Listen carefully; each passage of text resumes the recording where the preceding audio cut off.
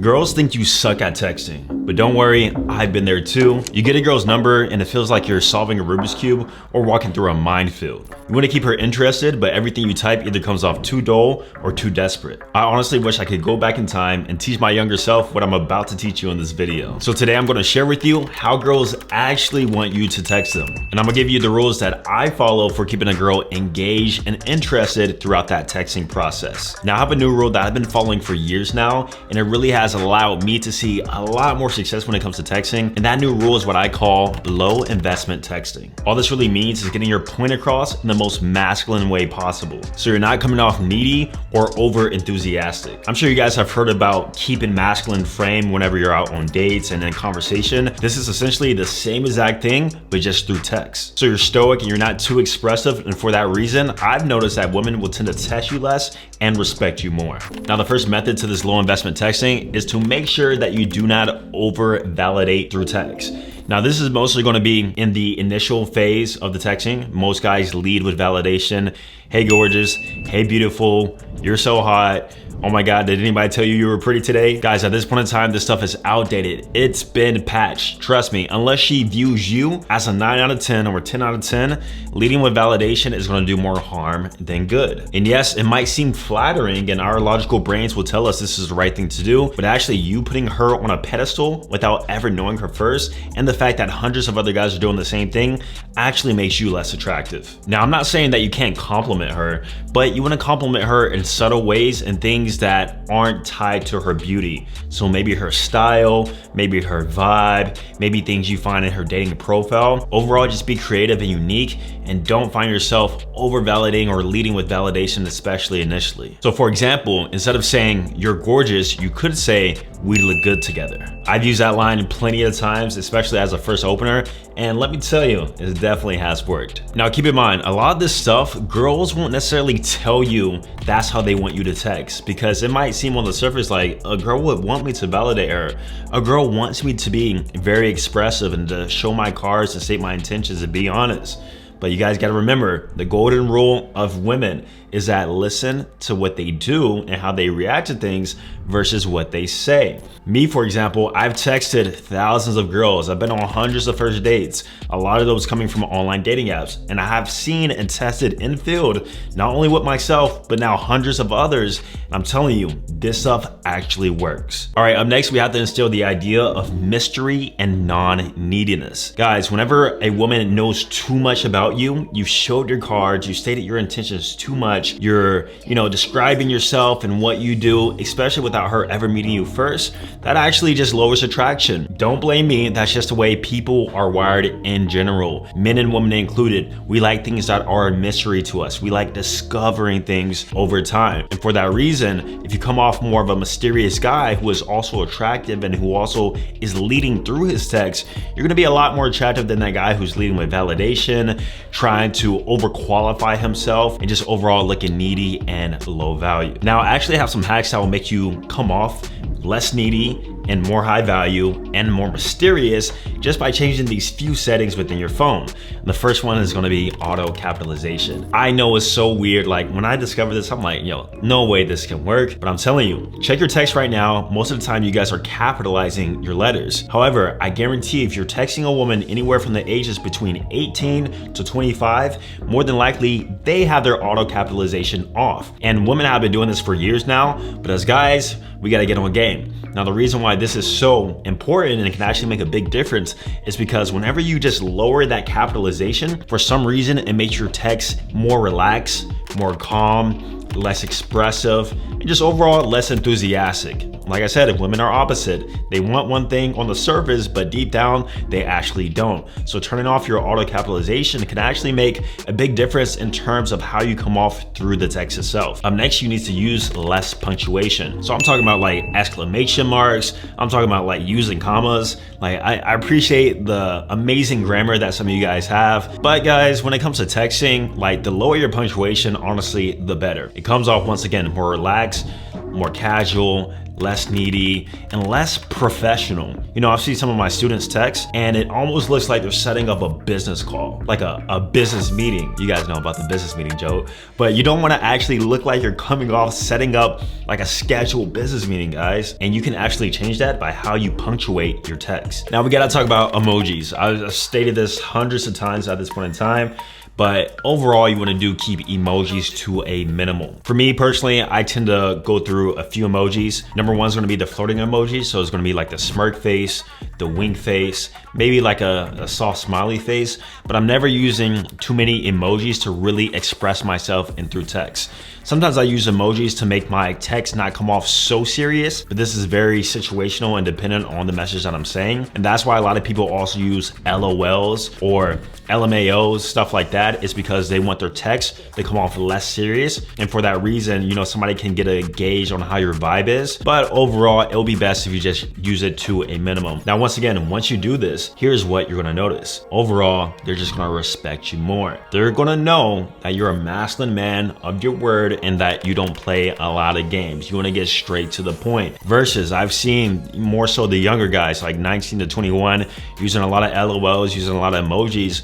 You just come off childish, you come off kiddish. And keep in mind that most of these women, especially these 21 to 25-year-olds, are more times dealing with older men. So late 20s, you know, maybe just a few years older than them.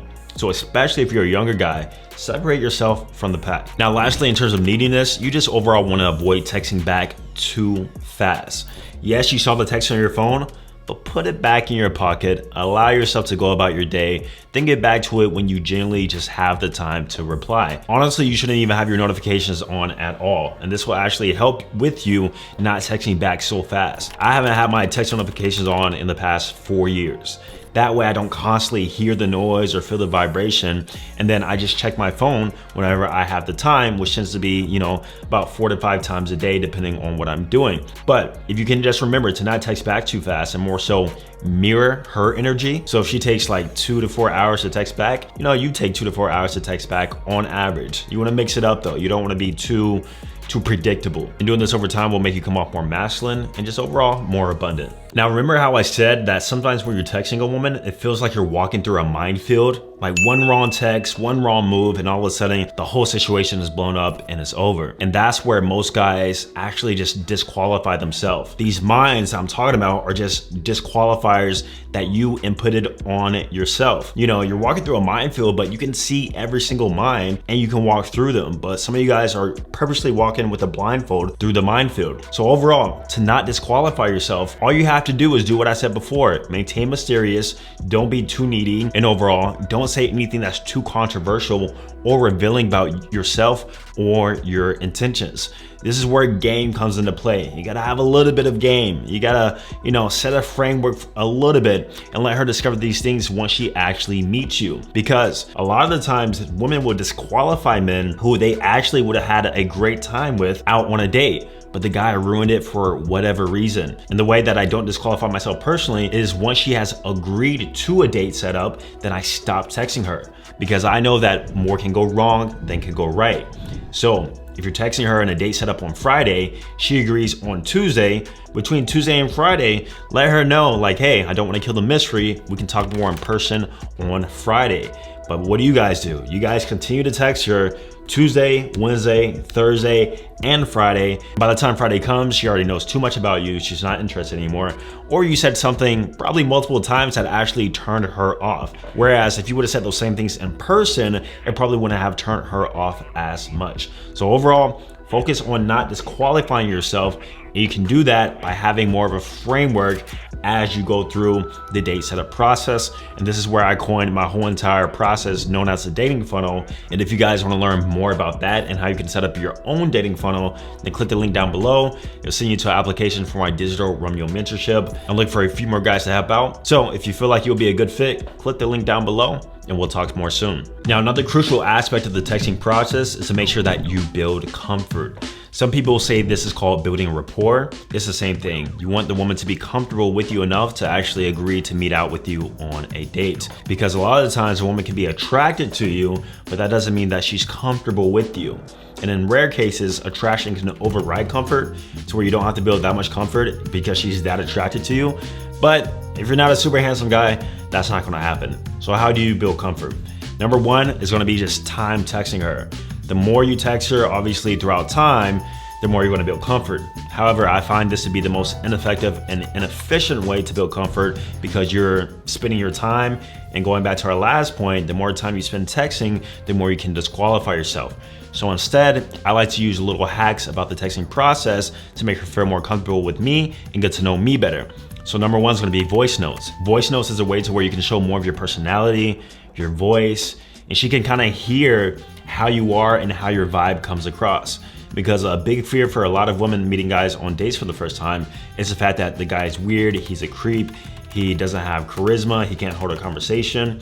So throughout the texting process, if you just send a random voice note in reply to what she just said, keep it quick, 5 to 15 seconds, then that in itself can build a layer of comfort. Up next is gonna be your social media. The reason why I talk about Instagram so much, the importance of having a high status and an attractive Instagram profile, is because whenever a woman comes through and sees your profile, that immediately brings a sense of subconscious comfort that she probably doesn't even realize that she even has now towards you. And me personally, I've tested this. Taking a woman from dating app or even meeting her in person to phone number, or I get her Instagram through the dating app or I meet her in person. Once she sees, my highlights, I'm posting stories, I have a nice grid, I'm with people, that in itself pre-qualifies me as a normal human being and thus makes her more comfortable. So what you guys need to do is just make sure that you have an attractive Instagram profile.